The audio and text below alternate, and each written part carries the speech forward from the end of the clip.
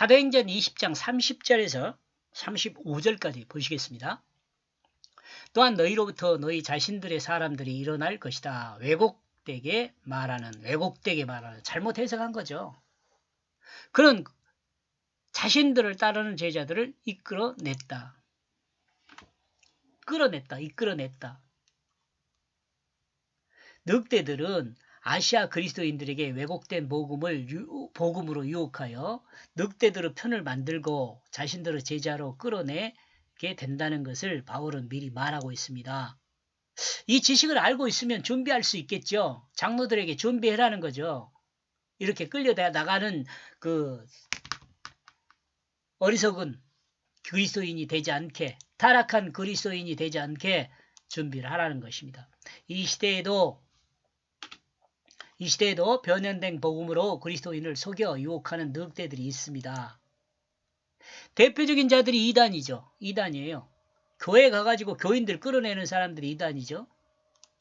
물론 이제 교회들도 문제가 있는 교회들이 많이 있긴 있어요. 온전한 복음으로 보험받은 자들도 유혹하고 속여 하나님 나라에서 멀어지게 합니다. 안타까운 것은 과거나 지금이나 이와 같은 늑대와 같은 자들이 득실거린다는 것입니다. 이들은 양들의 피를 먹고 기생합니다. 양들의 피를 먹고 기생해요. 더 안타까운 것은 목사라는 이름으로, 신학자라는 이름으로 이와 같은 일을 하는 자들도 있다는 것이 안타까운 일이죠. 얼마 전에 유튜브 하나 보니까 여러분들이 잘 아는 사람 이단 있잖아요. 이단이라고 하는 사람. 그 사람을 변호사 한지 모르겠어요. 젊은 사람인데 얼굴도 참 잘생기고 그랬던데 법원이나 이런 데에서 잘못했다고 그렇게 이야기하고 있더라고요. 참 뻔뻔스럽더라고요. 늑대와 같은 자들은 그리스도인을 그리스도인이 되지 못하게 합니다. 31절 그러므로 너희는 깨어 있어라. 너희는 기억하라. 나는 3년이나 밤과 낮을 쉬지 않게 할 것이다. 후에 나는 멈추지 않을 것이다. 나는 눈물로 훈계할 것이다. 각각 한 사람에게. 각각에게 이렇게 이야기하면 돼요. 그리스도인이 깨어있는 것은 복음을 기억하는 것입니다.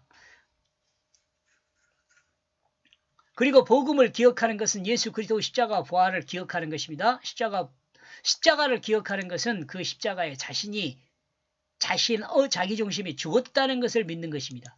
그리고 부활을 기억하는 것은 하나님 말씀을 뜻을 따라 자신이 새롭게 거듭났다는 것을 믿는 것입니다. 그리고 바울이 증거한 것과 같이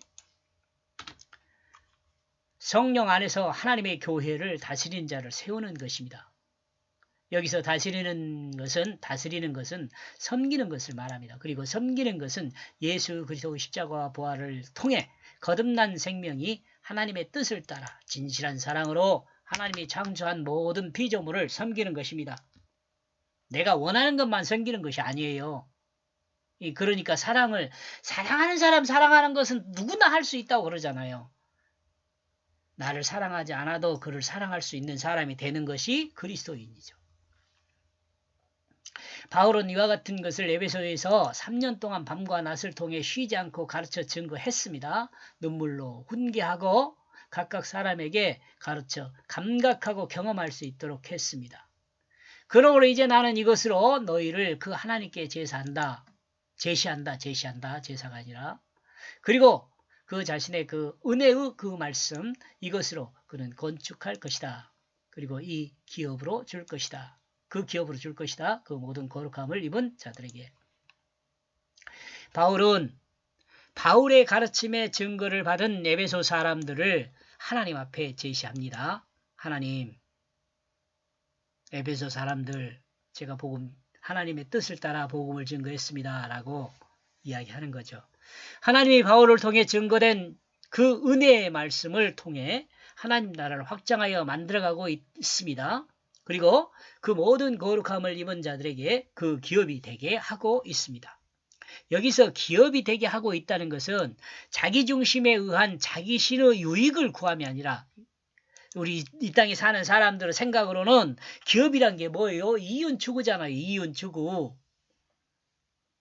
모든 기업은 이윤을 추구해요.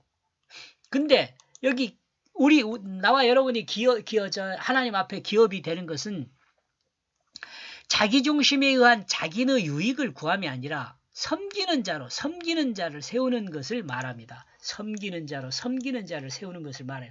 장로들이 교회를 섬길 수 있는 자를 세우는 것, 그게 기업이라는 거죠.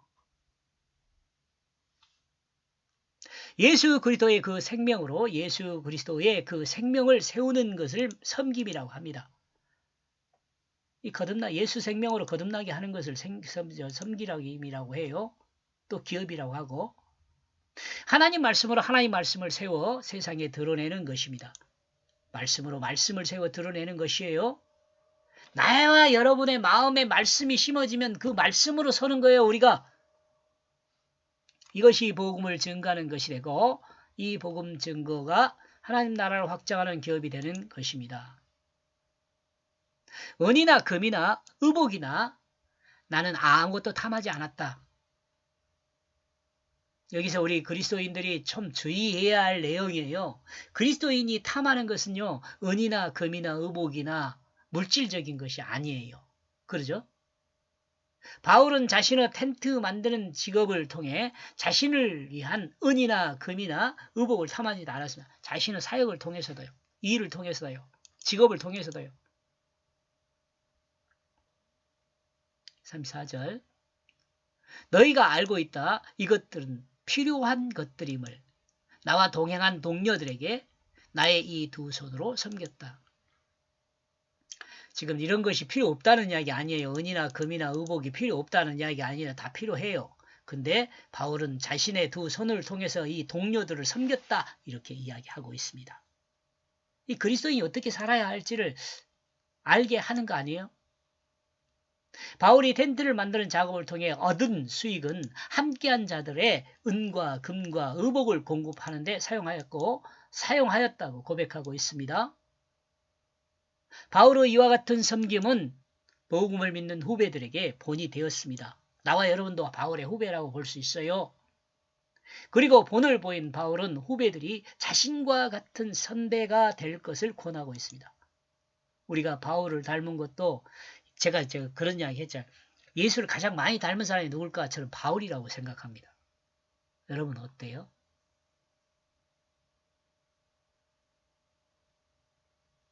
이 내용은 시작부터 말하지 않았습니다. 이 내용은 이런 내용을요. 바울이 이렇게 동료들을 섬겼던 내용을 시작부터 말하지 않았어요. 이제 얼굴과 얼굴로 만나는 그 마지막 길에서 유언과 같이 가르치는 내용으로 소집한 장로들에게 권면하고 있습니다. 장로들에게 솔직하게 섬김의 길을 권면하고 있는 거죠. 어떻게 섬겨야 할지를 권면하고 있는 것입니다.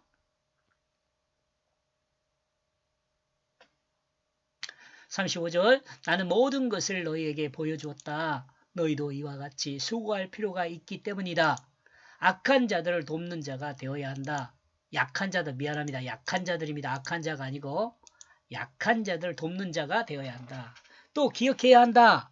또한 그 주 예수에 의도하는 것을 왜냐하면 그 자신이 말씀하셨기 때문이다. 주는 것이 받는 것보다 복이 있다고. 바울의 섬김을 이야기합니다. 바울이 말하지 않는 것이 무엇인지는 알 수 없습니다. 일단 에베소 사람들한테 하나님의 뜻을 다 말하지 않았다고 이야기를 하니까 지금 이야기하는 걸 한번 적어줄까요?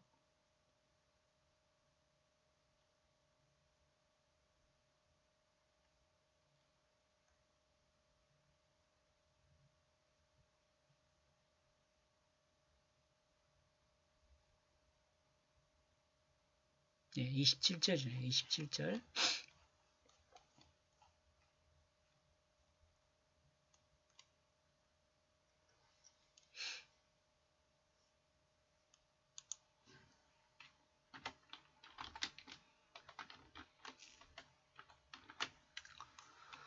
바울이 그렇게 말했어요.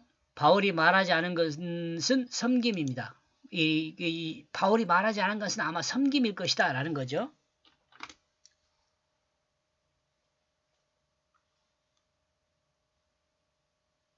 섬김. 뭔 섬김이에요? 요요 34절 생각하면 돼요.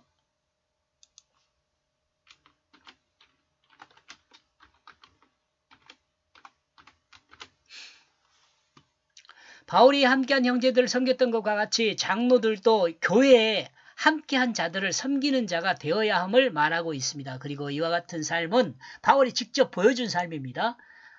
하나님은 바울 자신의 삶으로 증거하게 한 삶입니다. 하나님은 바울 자신의 삶으로 증거하게 한 삶입니다. 무슨 말? 하나님은 바울의 삶이 성경이 되게 했잖아요. 하나님 말씀으로 사용했어요.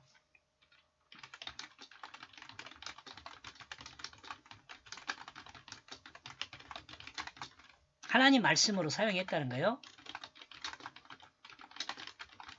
하나님 말씀으로 지금도 사용하고 있지요. 이렇게 해서 25절에서 35절까지 정리를 하면은요.